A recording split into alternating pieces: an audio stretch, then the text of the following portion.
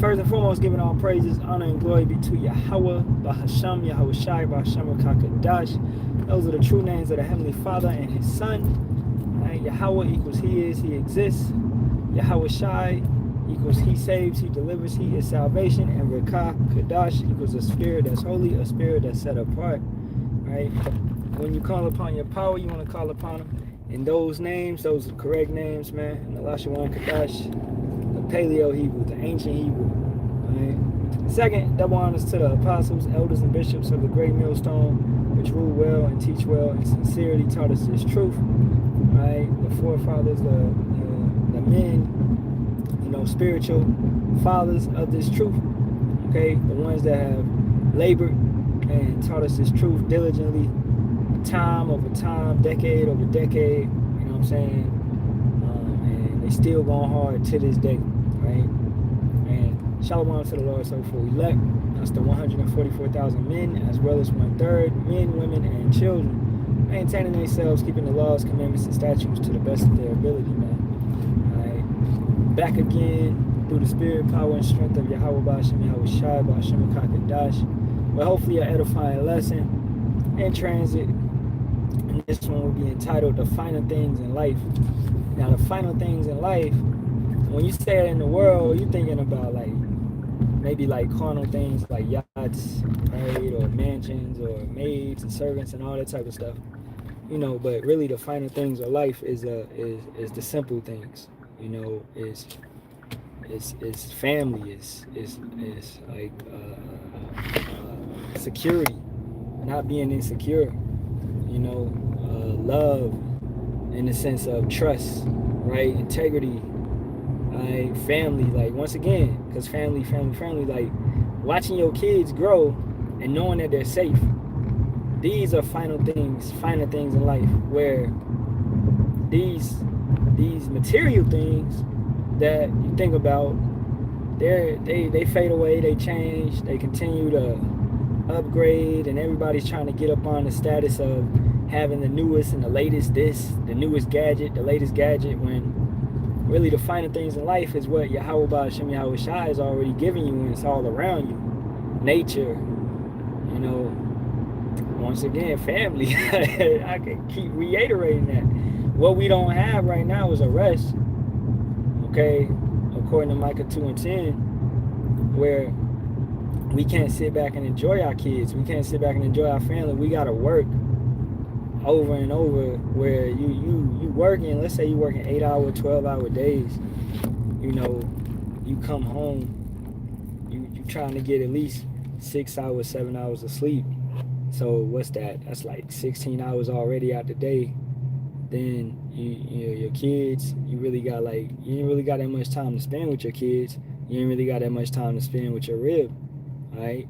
So it's a position of employment. And that's what America strives to put an individual in. That's what these kings of the world, these Rockefellers, Rothschilds, etc., they have established a system to keep you in ongoing employment, where you can't enjoy your family, but they get to enjoy their family. They get to go on vacations. They get to relax. They're sitting back. They're teaching their kids this and that. Got them in private schools. They're learning how to manage their finances and learning these type of things. So if you look back, the slave master, his kids were taught to be slave masters. Nothing has changed. It went from cattle slavery to labor slavery. Okay? So therefore, the masters of these systems, they're taught how to enforce labor upon the society, man. Right? And even through all that, you got it, bro. Even through all of that, the finer things, we still enjoy them. Jake still produce and still come out where we have, man, Jake's got kids upon kids upon kids, even through all this stress. And that's how it always was. You go back in our time in Egypt, right? Which we in Egypt, once again, meaning the spiritual Egypt, which is America, Babylon, right? And we always producing. We're producing mightily. We're being fruitful and multiply. That's one of the finer things in life. And let me park. I'm gonna get some precepts. Hey, Shalawam to Akiyam on the board. Yahawah, Yahawashi, Barak, Ahtham to y'all. Alright. Good morning. Shoot, I don't know where you at. You on the other side of the world? It's 7:32. You know, but Shalawam, bro. I don't be morning nothing. But we in the spirit of morning. Alright. So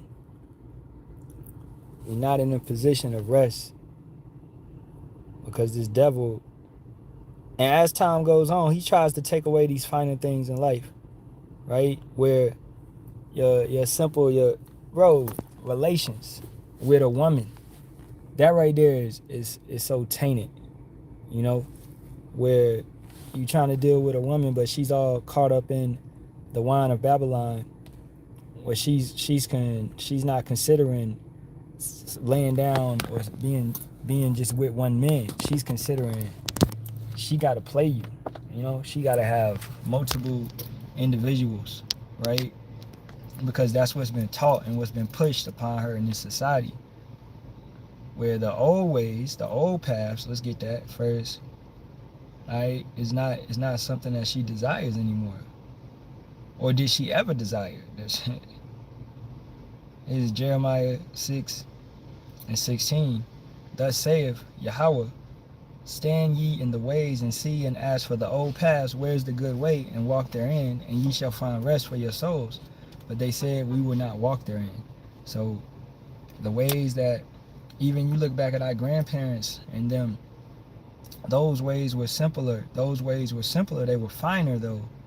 You know, I look at my grandparents' marriage that lasted like 40 years. You know what I'm saying? They never broke up. It's to death do us part. So, you know, one of us got to die. But you look at marriages now, bro, they getting married, staying together about a year, 2 years, if that. 2 months, if that, you know. That's what it is. These are not old paths. Old paths, women would stay with the man. What's that one song? It's cheaper to keep her, you know. It would stay.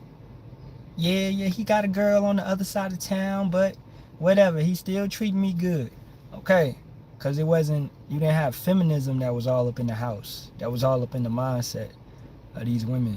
So it would be the old paths. It would be, and that's furthermore going back to, you look at men would normally have concubines, right, mistresses, whatever. Okay, this was common practice, right? And that's how it's going to be in the kingdom. Furthermore, where your man is going to have, you know, men are going to have multiple women, right? So these are old paths. These is how Yahawah Bahasham Yahawashi designed and set it up. So anything that Esau does, where he implement a law to make it where you can't have multiple wives, he implements that to go against the Most High, because he doesn't want us to be fruitful and multiply. That's the same thing that the Egyptians was doing. Let's go back. Let's go to Exodus. Okay, what's that? Exodus 3. Or nah, it's probably Exodus 1. Yep, right. Where Pharaoh got mad. And I'm going to start at 6. And Joseph died, and all his brethren, and all that generation. Now Joseph helped the Pharaoh. If you know, that's a great story to go in if brothers don't know it. Alright, Joseph sold into slavery, got sent over to Egypt, was a slave, rose up to a position of like a governor. Alright, brothers came asking, they didn't know it was him, etc., etc., and they eventually found out it was him and all of that. You know, it was a great story. Okay, a position for, like, from rags to riches, really, where, but it was through the spirit and power of Yahawah Bahasham Yahawashi to bring him there and to set him up into a position of power, and then also to be able to set his brothers up. You look at how Yahawashi, he's coming back for us. He's coming back for his brothers to set us up, you know, to redeem and to save us. So it's a beautiful way. And I look at Daniel in the same sense of how he became like a governor in Babylon and in Persia, right? So, hey, speaking as a man, Daniel and Joseph, that just seems very similar, where that might be the same individual, but I'm just speaking as a man on that. You know what I'm saying? But that because they were both dreamers, they both understood the dreams, and they both were set up in similar lots, similar positions of being governors, right? In those empires, which were the major empires of the world at that time, right? So, verse 7, and the children of Israel were fruitful and increased abundantly and multiplied and waxed ever exceeding mighty, and the land was filled with them. Now there arose up a new king over Egypt, which knew not Joseph. And he said unto his people, behold, the people of the children of Israel are more and mightier than we. Come on, let us deal wisely with them, lest they multiply, and it come to pass that when there falleth out any war, they join also unto our enemies and fight against us, and so get them up out of the land. So they made us slaves. Right? Now the same thing right now. Look at us. We're in a position of labor slavery. Right? We're in a position of labor slavery. But if you could say we unite, no, it ain't gonna work. Right? Well, because we got weight on Yahawashi. But we are far superior and stronger than these individuals, man, that are ruling over us.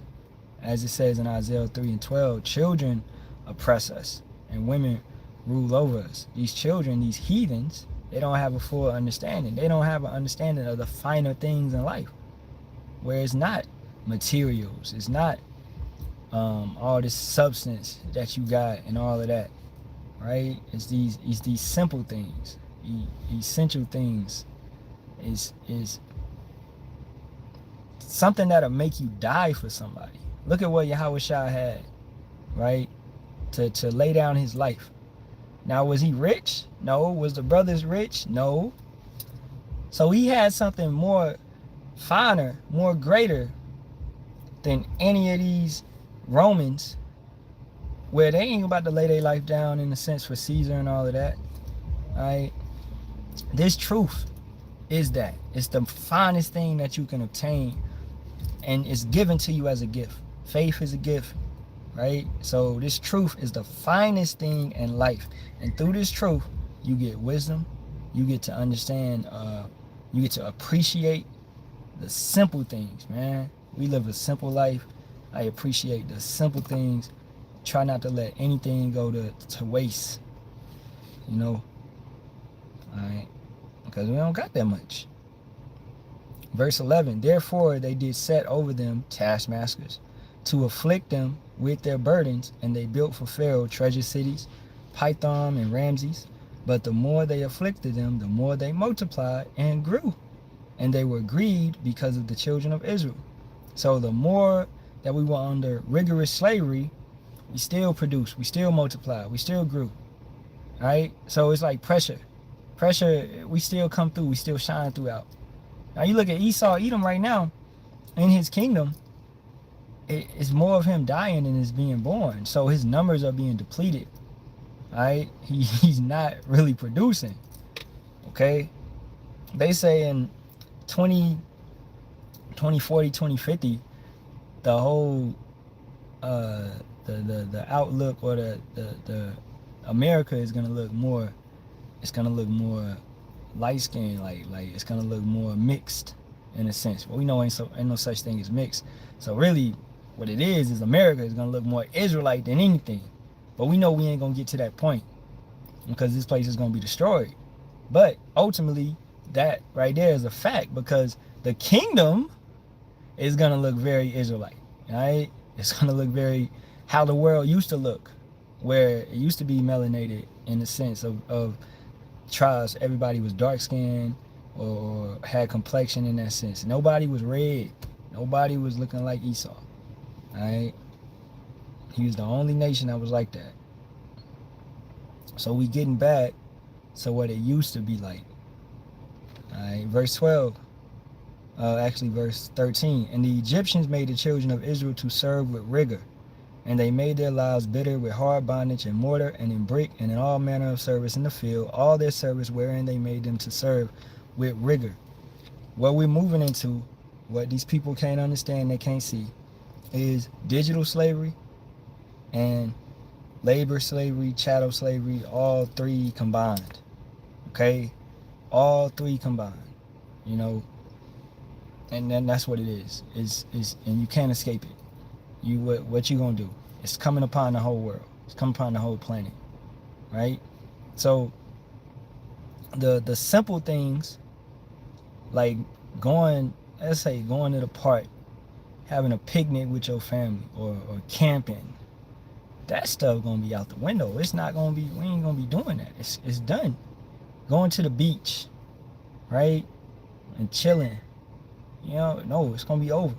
These simple things in life is gonna be done. Everybody is gonna be under this damn devil is trying to come down, and he's trying to 15-minute cities. He's trying to set up complete control, absolute control, UBI, universal basic income, giving you this and giving you that. Alright, oh, here you go, $2,000 for the month. Alright, don't spend it up. Okay, he coming with all that to control you like that. Like you are nothing but a item to him. That's how Esau Edom looks at you. You're simply an item, you know, and he's gonna treat you as such. Or another word, a slave. Alright, a digital slave. Right, and that's what he's moving on.